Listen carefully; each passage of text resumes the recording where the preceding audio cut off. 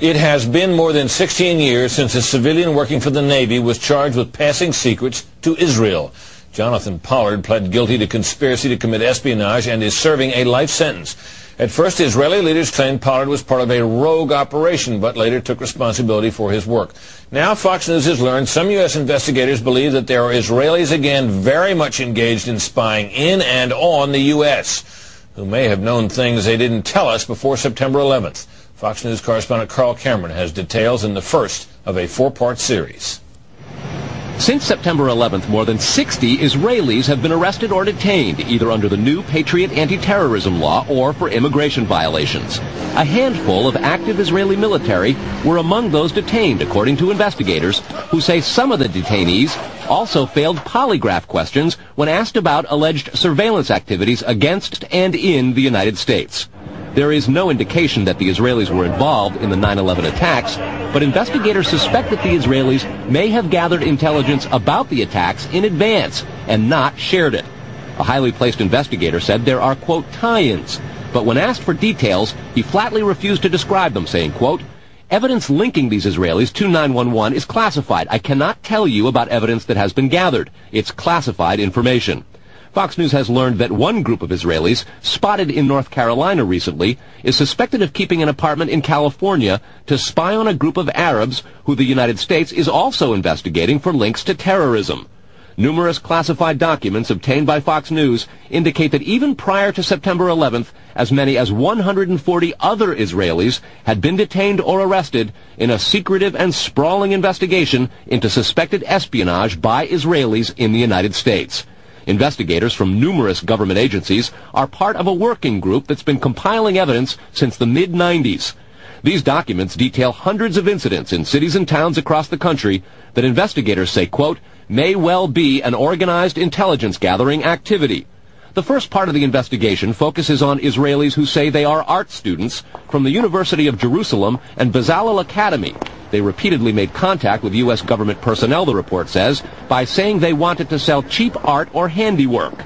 Documents say they, quote, targeted and penetrated military bases, the DEA, FBI, and dozens of other government facilities, and even secret offices and unlisted private homes of law enforcement and intelligence personnel. The majority of those questioned, quote, stated they served in military intelligence, electronic surveillance intercept, and or explosive ordnance units. Another part of the investigation has resulted in the detention and arrests of dozens of Israelis at American Mall kiosks, where they've been selling toys called Puzzle Car and Zoomcopter.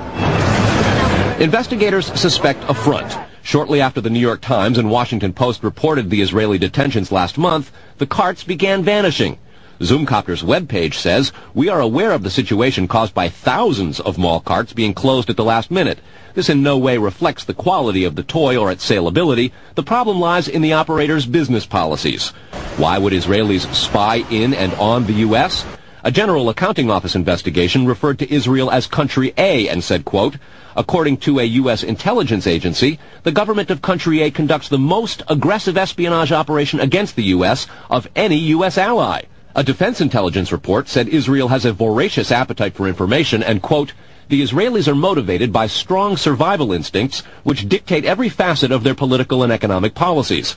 It aggressively collects military and industrial technology, and the U.S. is a high priority target. The document concludes, quote, Israel possesses the resources and technical capability to achieve its collection objectives. A spokesman for the the Israeli embassy here in Washington issued a categorical denial, saying any suggestion that Israelis are spying in or on the U.S. is, quote, simply not true.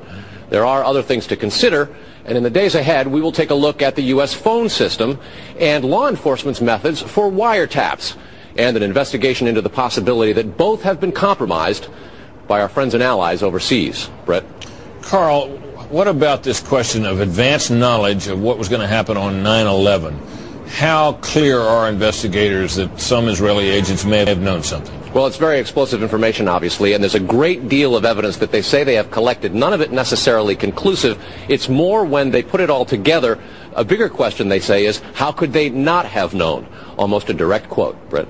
This going to the fact that they were spying on some Arabs, right? Correct. All right, Carl, thanks very much. We reported on the approximately 60 Israelis who had been detained in connection with the September 11th terrorism investigation.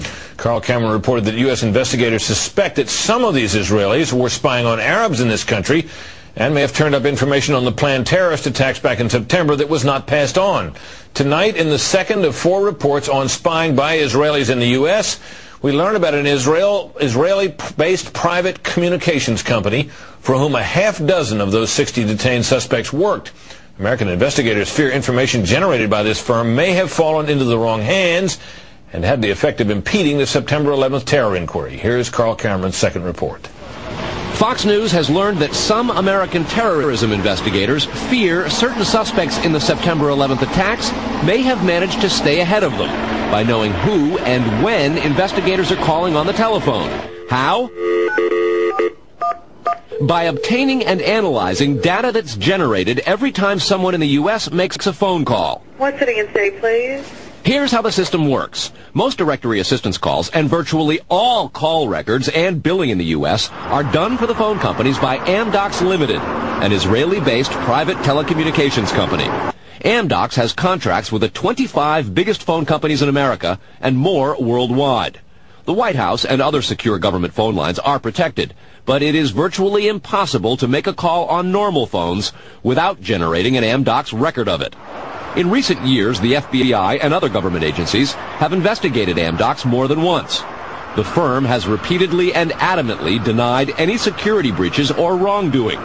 But sources tell Fox News that in 1999, the super-secret National Security Agency, headquartered in northern Maryland, issued what's called a top-secret, sensitive, compartmentalized information report, TSSCI, warning that records of calls in the United States were getting into foreign hands, in Israel in particular. Investigators do not believe calls are being listened to, but the data about who's calling whom and when is plenty valuable in itself. An internal Amdocs memo to senior company executives suggests just how Amdocs-generated call records could be used. Quote, widespread data mining techniques and algorithms, combining both the properties of the customer, like credit rating, and properties of the specific behavior such as whom the customers are calling. The Amdocs memo says the system should be used to prevent phone fraud, but U.S. counterintelligence analysts say it could also be used to spy through the phone system. Fox News has learned that the NSA has held numerous classified conferences to warn the FBI and CIA how Amdocs records could be used. At one NSA briefing, a diagram by the Argonne National Lab was used to show that if the phone records are not secure, major security breaches are possible. Another briefing document said, quote, it has become increasingly apparent that systems and networks are vulnerable. Such crimes always involve unauthorized persons or persons who exceed their authorization, acting on exploitable vulnerabilities. Those vulnerabilities are growing because, according to another briefing, the U.S. relies too much on foreign companies like Amdocs for high-tech equipment and software. Quote, many factors have led to increased dependence on code developed overseas. We buy rather than train or develop solutions. U.S. intelligence does not believe the Israeli government is involved in a misuse of Amdocs information, and Amdocs insists that its data is secure. What U.S. government officials are worried about, however, is the possibility that Amdocs data could get into the wrong hands, particularly organized crime, and that would not be the first time that such a thing has happened. Fox News has documents of a 1997 drug trafficking case in Los Angeles in which telephone information, the types that Amdocs collects, was used to, quote, completely compromise the communications of the FBI, the Secret Service, the DEA, and the LAPD. And we'll have that and a lot more in the days ahead, Brett. Carl, I want to take you back to your report last night on those 60 people who were Israelis who were